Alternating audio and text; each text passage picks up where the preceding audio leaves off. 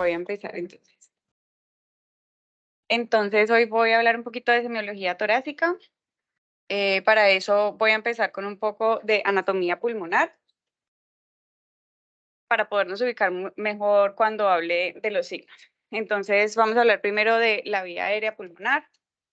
Esta es una reconstrucción en MINIP de un paciente con fibrosis pulmonar, donde pues la traigo para ver mejor y caracterizar mejor las estructuras vasculares. Entonces vamos a empezar por la tráquea. La tráquea inicia en el cartílago cricoides a nivel de C6. Tiene alrededor entre 15 y 20 cartílagos anterolaterales en forma de U o en forma de D incompleta.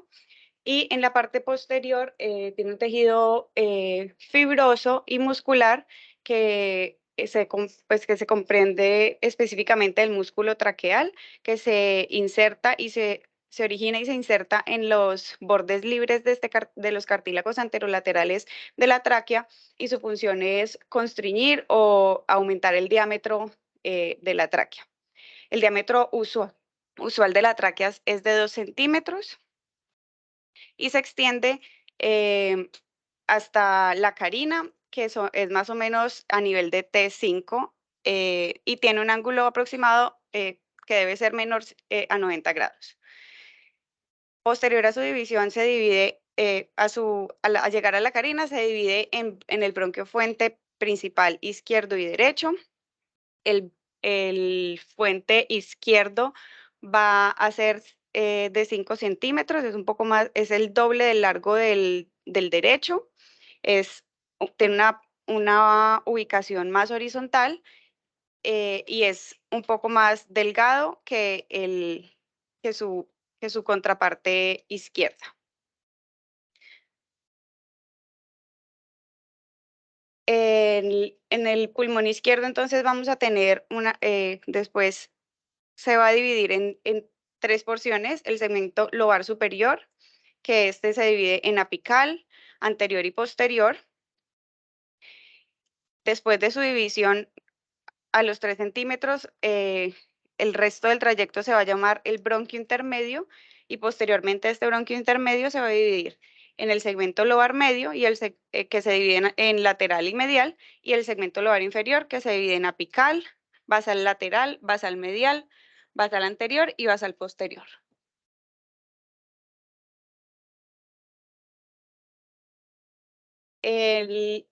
Hablando del pulmón izquierdo, entonces este pues se va a dividir solamente en el segmento lobar superior, que a su vez se divide en ápico posterior y en anterior. Este va a dar unas ramas para la língula, que se dividen en superior e inferior, y el segmento lobar inferior, que se divide en apical, basal lateral, basal posterior y basal anteromedial. En rojo están las diferencias entre los dos pulmones. Posteriormente, entonces, van a haber ramificaciones desde la tráquea hasta los alvéolos. Son aproximadamente 23 divisiones. Después de los lobares que acabamos de revisar, se divide entonces en bronquios subsegmentarios, en los bronquios terminales. Posteriormente, entonces, ocurre el lobulillo secundario, que está compuesto de acinos, y los acinos compuestos de alvéolos. Entonces, un esquema de qué es el lobulillo pulmonar secundario, que es la estructura más pequeña que cuenta con septos. Entonces tenemos aquí el bronquiolo terminal, que se acompaña siempre por la arteria, y los septos interlobulillares, que están compuestos por tejido linfático y por las venas pulmonares. Cada uno de estos lobulillos pulmonares secundarios mide de 1 a 2.5 centímetros. Y esta es la disposición en un corte transverso. Vamos a ver entonces las paredes, que van a ser geométricas, y en el centro vamos a ver entonces el bronquio y la arteria. Este entonces sería un acino, y entonces los lobulillos pulmonares secundarios se componen de alrededor de 12 acinos. Esto es entonces cómo se vería en una tomografía de un paciente. Este es un paciente sano, pero es adulto mayor y por ende tiene aumentados el grosor de las paredes del lobulillo pulmonar secundario, donde se visualiza con las flechas blancas los septos interlobulillares y con la flecha blanca pequeña la arteria en el centro de este. eh, un poquito como de repaso de cuáles son las densidades normales de las sustancias que podemos encontrar en el cuerpo. Entonces el aire va a ser aproximadamente de menos 1000 unidades Hounsfield. Por ende, el pulmón va a ser entre 700 y menos 700 y menos 900. La grasa es entre menos 20 a menos 100. El agua es el 0. Los tejidos blandos van a estar entre 20 y 100. El medio de contraste va a estar entre 100 y 300 y el hueso entre 400 y 600. Estos son los tejidos que podemos encontrar usualmente en el tórax. Y con esto, pues debemos saber que el pulmón, como es un tejido dinámico, pues entonces va a tener unas áreas de mayor densidad en las áreas dependientes, que son aquellas que tienen, pues que están afectadas por la gravedad y por mayor influjo de sangre. Y en expiración también va a haber una mayor densidad. Eso lo podemos ver aquí. Esta es el área posterior, entonces va a haber un aumento de la densidad en el área posterior. Esta es una imagen en inspiración. Vemos que acá es un poco más denso que en el área anterior del tórax. Y esta es la misma persona en expiración. Vemos como todo el parénquima pulmonar se vuelve un poco más denso. Ahora sí, que conocemos la anatomía, podemos hablar un poco de los hallazgos que se pueden encontrar en las tomografías. Los septos interlobulillares son engrosamientos de los septos que delinean los lobulillos, como lo vimos ahora. Esto puede ocurrir de forma lisa, de forma nodular o de forma irregular. Entonces, el engrosamiento liso va a ser dado por edema intersticial, lipoproteinosis alveolar, dilatación linfática. El engrosamiento nodular puede darse por carcinomatosis linfangítica, enfermedad linfoproliferativa, sarcoidosis, silicosis o neumoconiosis. Y el engrosamiento irregular puede darse por fibrosis pulmonar o sarcoidosis en fase final. Entonces, este primer paciente es un paciente con lipoproteinosis alveolar. Se evidencia un engrosamiento liso de los septos, son estos, y vamos a ver que casi todos están engrosados de forma homogénea y no tienen nódulos en ellos. Entonces, es un engrosamiento liso, difuso y además, adicional a esto, tiene una base en vidrio esmerilado, que ahora vamos a hablar, a explicar bien qué es eso. em, y eso es lo que conforma el patrón del crazy pavement.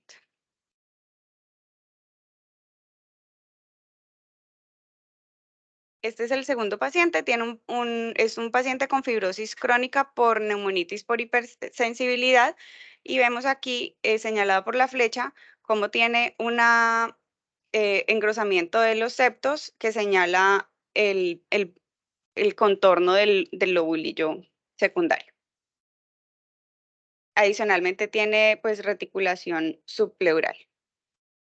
Y este es un paciente donde se evidencia el engrosamiento nodular. Vemos que las flechas señalan que los septos, las líneas de los septos, pero dentro de ellos se encuentran pequeños nódulos. Este es un paciente con sarcoidosis en fase inicial. Entonces, el vidrio esmerilado es un aumento difuso de la densidad pulmonar que no logra borrar las estructuras pulmonares subyacentes. Las causas principales son infecciosas, por neumocistis girovechi, pueden ser virales o por micoplasma y por enfermedad eosinofílica. Puede ser también por ocupación alveolar, que serían las causas más frecuentes, que serían edema, hemorragia o adenocarcinoma. El más frecuente es el edema. O por engrosamiento intersticial, que sería por radiación, postradiación, por toxicidad, por vapeo o por neumonitis por hipersensibilidad. Entonces, este es el primer paciente, un paciente con VIH que consulta por disnea y fiebre. Pues, se evidencian entonces engrosamientos difusos también de los septos y una base en vidrio esmerilado eh, que se da por edema y en este caso por infección por neumocistis giroechi.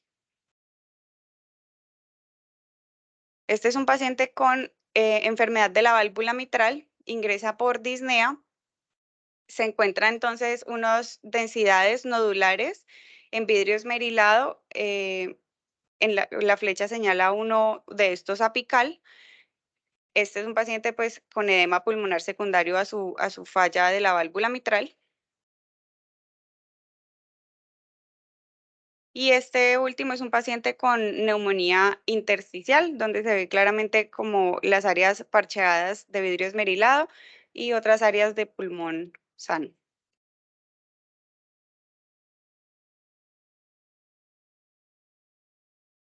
Bueno, el mosaico de atenuación son densidades heterogéneas en el parénquima pulmonar. Vamos a encontrar un pulmón parcheado que suele acompañarse de bronquiectasias o tapones mucosos, áreas de atrapamiento aéreo. Es importante, pues hay literatura que distingue el mosaico de perfusión del mosaico de atenuación, pero la mayoría incluyen el mosaico de perfusión dentro de los mosaicos de atenuación, solo que hacen la excepción de que se, se, se habla explícitamente de este cuando las alteraciones son por causas vasculares. Y este presenta vasodilataciones en las áreas hiperdensas pulmonares. Las causas son neumonitis por hipersensibilidad, bronquiectasias, bronquiolitis constrictiva. Se puede encontrar en pacientes posttransplantados, en artritis reumatoidea o síndrome de Sjögren, en tóxicos, enfermedades inflamatorias intestinales, en tromboembolismo pulmonar e hipertensión pulmonar. El primer paciente es un paciente con neumonitis por hipersensibilidad, donde se encuentra un parénquima heterogéneo parcheado. El segundo paciente es un paciente con fibrosis quística, donde se evidencian las áreas de hiperdensidades que contrastan con las áreas de pulmón sano. Se van a encontrar áreas de bronquiectasias en las áreas de alta densidad pulmonar y la flecha señala un tapón mucoso en estas áreas de bronquiectasia. Y el último paciente es un paciente, este paciente tiene un tromboembolismo pulmonar crónico. Lo que está señalando la flecha son los vasos aumentados de tamaño en las áreas hiperdensas pulmonares.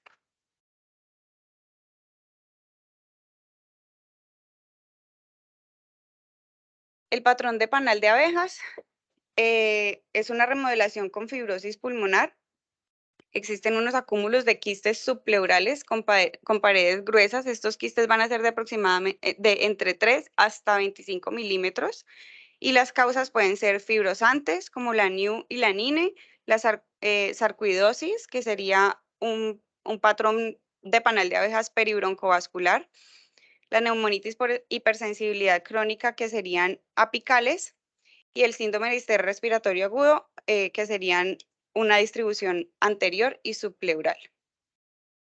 Este primer paciente es un paciente con una NIU que se evidencian pues múltiples filas de quistes, todos de tamaños similares.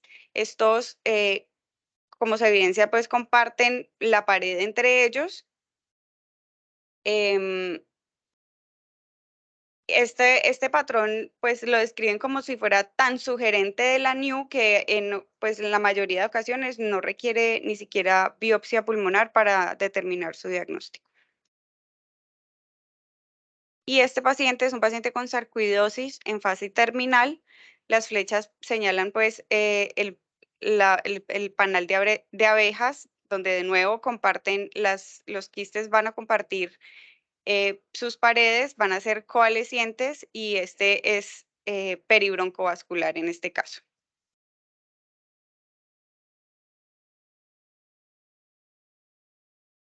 Bueno, en cuanto a los micronódulos centrolobulillares, traje de nuevo entonces esta imagen, este esquema para recordar la anatomía. Y en naranja se encuentra pues lo que sería el micronódulo centrolobulillar. Usualmente son menores a 3 milímetros, por eso son micronódulos. Se encuentran en el centro de los lobulillos, suelen ser sólidos, pero también pueden presentarse con densidad de vidrio esmerilado. Suelen acompañarse de estructuras en árbol en gemación. Tienen un respeto subpleural por su localización centrolobulillar.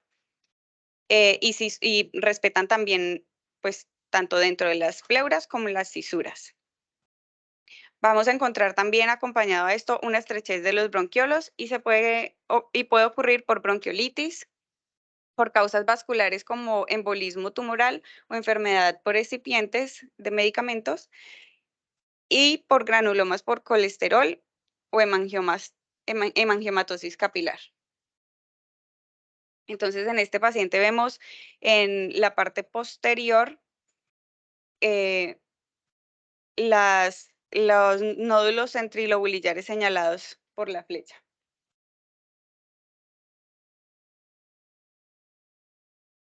El patrón en árbol en gemación son micronódulos centrilobulillares como los que acabamos de revisar, pero estos van a tener unas ramificaciones en Y. Y lo que describen es la ocupación de los bronquiolos. Van a tener entonces de nuevo, como son la misma patología, un respeto con el espacio subpleural, no va a comprometer las cisuras, y las causas son infecciosas, pueden ser agudas por hongos, virus o micoplasma, o crónicas por micobacterias, ya sea tuberculosis o no. Bronquiolitis aspirativa, enfermedad del tejido conectivo como artritis reumatoidea, peribronquiolitis difusa en los pacientes de predominancia en pacientes asiáticos, vascular por enfermedad por excipientes, embolismo tumoral, microangiopatía o microangiopatía trombótica. Entonces, esta es una reconstrucción en MIP, donde se ve un paciente con bronquiolitis infecciosa. Las flechas delgadas señalan entonces el patrón en árbol en gemación. La flecha delgada curva señala los septos interlobulillares. Entonces, este sería los micronódulos y las divisiones en Y que demuestran pues la ocupación de los bronquiolos.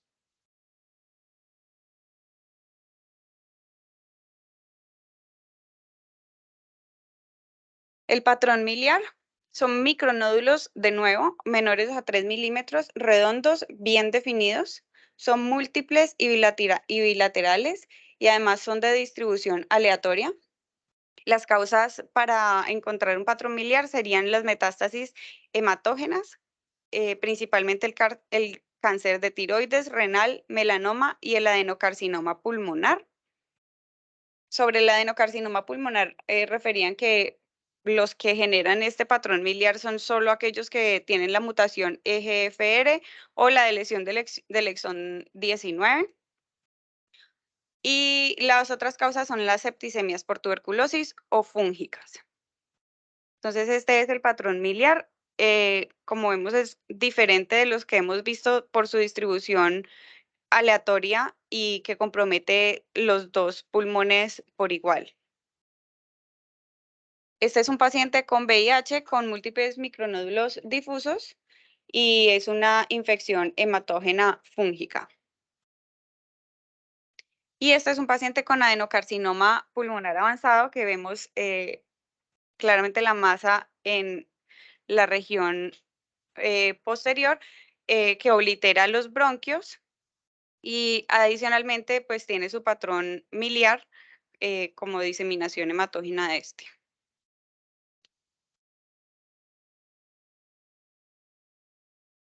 Entonces, los nódulos acinares, traigo de nuevo el diagrama de los acinos para recordar cuáles son.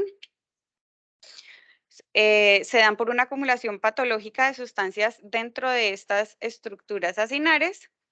Generalmente son entre 3 milímetros y 3 centímetros. Van a ser redondeados, bien definidos y heterogéneos. Usualmente tienen distribuciones multifocales y las causas son por infección, aspiraciones, adenocarcinoma mucinoso, por edema, hemorragia, vasculitis o contusión pulmonar. Este es un paciente con fibrosis, con fiebre y tos, perdón. Se encuentran entonces señaladas por las flechas unas densidades en vidrio esmeril, pues mixtas, con componentes sólidos y en vidrio esmerilado, que ocupan el lóbulo medio pulmonar. Son sólidas con halo en vidrio esmerilado y son típicas de bronquiolitis por broncoaspiración, por su localización también. Este es un paciente con antecedente de hernia hiatal que no se evidencia pues en esta imagen, pero es para demostrar que las hernias hiatales son importantes por el riesgo que estas conllevan para bronquiolitis por broncoaspiración. Entonces, este es un paciente con una broncoaspiración donde se evidencian unos nódulos sólidos eh, con halo también en vidrio esmerilado. Este es un paciente con adenocarcinoma mucinoso que tiene unas consolidaciones en bases pulmonares bivasales y además las flechas muestran los nódulos heterogéneos que tienen predominancia sólida, pero también presentan unos focos radiolúcidos en su interior. Eso es típico del adenocarcinoma mucinoso. Las masas entonces van a ser mayores a 3 centímetros, típicamente son sólidas, pero pueden tener necrosis o cavitaciones en su interior. Pueden ser de cualquier localización, pueden ser únicas o múltiples y se debe escribir con la clasificación TNM. Hay que buscar, si son pleurales, se debe buscar otros focos y derrame pleural y se debe tener en cuenta que estos hacen frecuentemente metástasis óseas, entonces también se deben buscar. Las causas son el SEA pulmonar o la metástasis de otros órganos, los abscesos, los tumores fibrosos de la pleura, tumores del timo, linfadenopatías o tumores neurogénicos. Entonces, este primer paciente es un paciente con tos y pérdida de peso, tiene una masa de tejidos blandos en el lóbulo superior derecho que invade el mediastino y comprime los bronquios. Es un CA, una masa por un CA de pulmón primario. Y este paciente es una mujer con antecedente de CA ginecológico que al realizarle una tomografía de tórax se evidencian unas masas en la pared torácica que comprometen los arcos costales con destrucción, los arcos costales, el esternón y la vértebra con destrucción del tejido óseo. Los quistes entonces son lesiones redondeadas, bien delimitadas, de paredes usualmente menores a 2 milímetros. El contenido puede ser líquido o gaseoso, puede ser uni o multiloculados.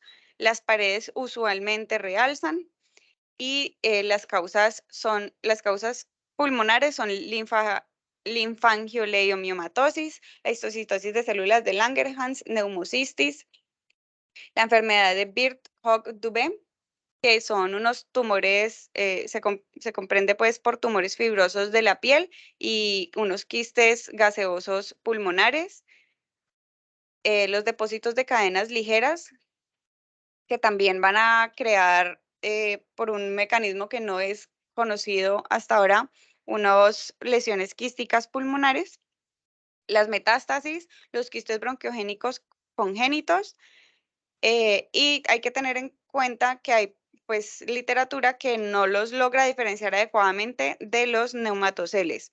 La única diferencia que resaltaban es que los neumatoceles suelen resolverse de forma espontánea. Entonces, este es un paciente con linfangiolidomiomatosis, en donde se evidencian quistes multifocales de distribución aleatoria con predominancia en el lóbulo superior, perdón, de diferentes tamaños y donde se evidencia pues que el resto del parénquima está respetado y que no cuenta con nódulos pulmonares. Las paredes en este caso son delgadas, pero están presentes, porque esa es una de las características de los quistes. Este es un paciente con histiocytosis de células de Langerhans, donde se ven quistes y nódulos en el lóbulo superior. Los quistes en este caso no son tan redondeados, pero sí se evidencia una pared muy bien definida y gruesa.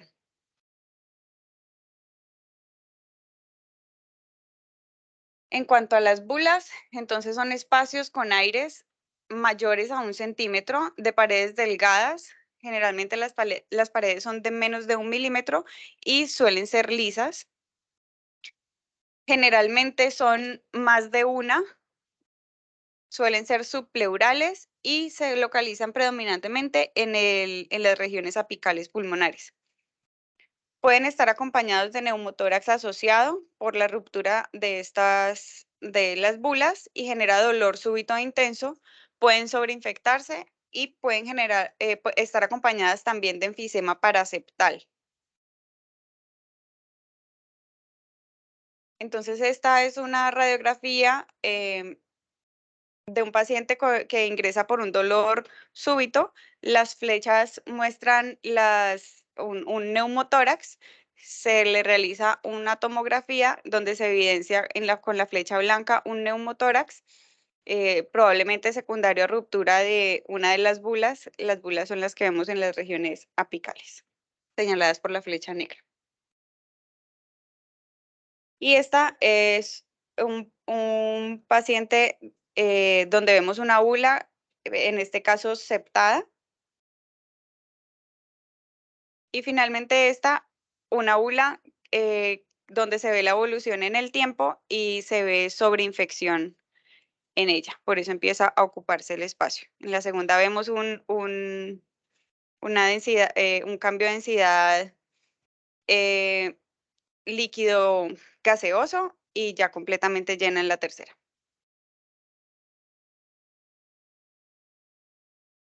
Las cavitaciones pueden ser nódulos, masas o consolidaciones, pero deben presentar una lesión, pues aire en su interior. Implica necrosis pulmonar y un nivel hidroaéreo. Son visibles tanto en radiografías como en tomografías. Las paredes de estas lesiones son usualmente mayores a 4 milímetros, son paredes gruesas y pueden ser por causas oncológicas, infecciosas, como embolismos sépticos, tuberculosis, abscesos y neumonías necrotizantes, autoinmunes, como la vasculitis, generalmente por granulomatosis con polangiitis o la artritis reumatoidea o por infartos pulmonares.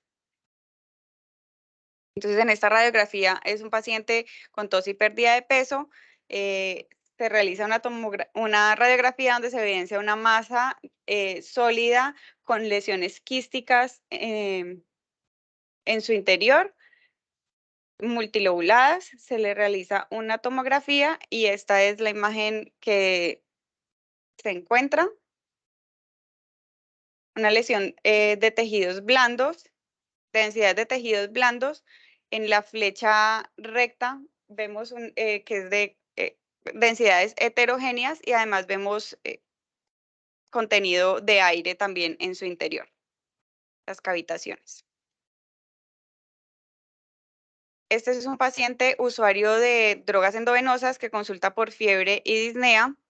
Se evidencia entonces en la tomografía unos nódulos sólidos con componente gaseoso en su interior, en cavitaciones, que son múltiples, de predominio apical, y este paciente tenía una enfermedad por embolismos sépticos.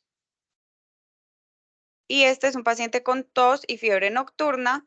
En la tomografía se evidencia entonces una cavitación del lóbulo apical derecho. Se ven las paredes gruesas, irregulares, y en su interior la cavitación. Y es importante aquí también que que se encuentra acompañado de ganglios centrilobulillares y árbol en gemación. Los ganglios centrilobulillares nos llevan mucho más hacia tuberculosis. Nódulos. Nódulos, perdón, sí. Bronquiectasias por tracción. Entonces se dan por dilataciones bronquiales irregulares. Son dilataciones bronquiales irregulares causadas por fibrosis pulmonar. Pueden acompañarse entonces de engrosamiento de la pared de estos bronquios. Importante diferenciarles de las bronquiolectasias, que son están localizadas a menos de 2 centímetros de la pared torácica, de la pleura, y usualmente están asociados a patrón en panal de abejas y suelen ser de mal pronóstico. Las causas entonces, la causa más frecuente es la fibrosis pulmonar idiopática, pero puede presentarse también por la anine, sarcoidosis en fase final, fibrosis postradiación, usualmente a los 12 meses posterior a la primera radiación, y que suele tener relación con el lugar de la radiación. Y también por secuelas tardías de síndrome de distrés respiratorio agudo. Este es un paciente entonces con fibrosis pulmonar idiopática, donde se evidencia distorsión de la arquitectura general de los parénquimas pulmonares. Se evidencia entonces un patrón de panal de abejas periférico, y se evidencian, señalado con la flecha blanca, bronquiectasias por tracción, donde vemos un bronquio dilatado, tortuoso y de paredes gruesas. Este es un paciente con escleroderma. Vemos de base un patrón en vidrio, una base en patrón en vidrio esmerilado, difuso, y adicionalmente bronquiectasias y bronquiolectasias. Las bronquiectasias serían las señaladas con la flecha azul y las bronquiolectasias las señaladas con la flecha negra. Y este es un paciente con fibrosis postradiación, donde se ve una atelectasia cicatrizal, y dentro de la atelectasia se evidencia las bronquiectasias. El atrapamiento aéreo, entonces vamos a encontrar retención de aire secundario, obstrucción bronquial, obstrucción bronquial proximal. Vamos a encontrar unas hipodensidades bien definidas en expiración, un patrón homogéneo en inspiración. Vamos a encontrar mosaico de atenuación, y las causas principales son por infección, por neumonitis por hipersensibilidad, rechazo crónico de injerto pulmonar, enfermedad del tejido conectivo, asma, cuerpos extraños intraluminales y neoplasias. Neoplasias que comprometan pues la región endoluminar. Este es un paciente con bronquiolitis constrictiva. En la imagen de arriba vemos una tomografía en inspiración y la de abajo en expiración, donde podemos comparar y evidenciar en expiración las áreas de atrapamiento aéreo. Este paciente también tenía bronquiolitis constrictiva, lo mismo, solo que estas áreas de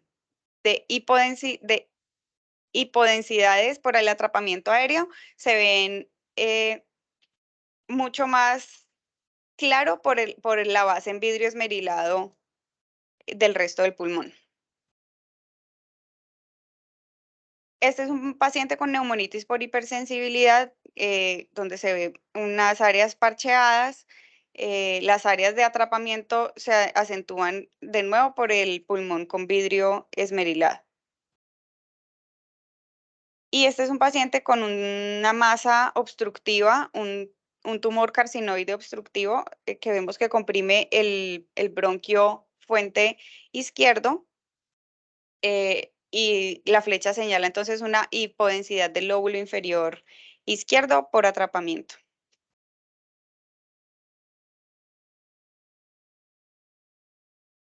Las consolidaciones entonces son ocupaciones alveolares, generalmente por edema, pus, sangre, cáncer o lipoproteínas. Puede ser focal, puede ser parcheada, multifocal o difusa. Es un aumento se da por un aumento en la densidad que borra la arquitectura pulmonar subyacente y puede haber broncograma aéreo asociado a este. Las causas son infecciosas, por edema o hemorragia alveolar, cáncer, pueden ser inflamatorias como sarcoidosis, neumonías eosinofílicas o lipoproteinosis, puede ser por postradiación o inducidas por medicamentos. Este entonces es un paciente con fibrosis y leucocitosis. En la tomografía entonces se evidencia una consolidación densa en el lóbulo superior derecho con broncograma aéreo, que es lo que señala la flecha recta, y engrosamiento septal con base en vidrio esmerilado adyacente con el crazy pavement en la parte anterior. Y esta es un paciente con una neumonía redondeada que simula una masa con vidrio esmerilado periférico. Finalmente, este es un paciente con una distribución, la describen como patrón en alas de murciélago, porque son centrales y bilaterales, suelen ser simétricas, y se da por edema alveolar. Listo, gracias.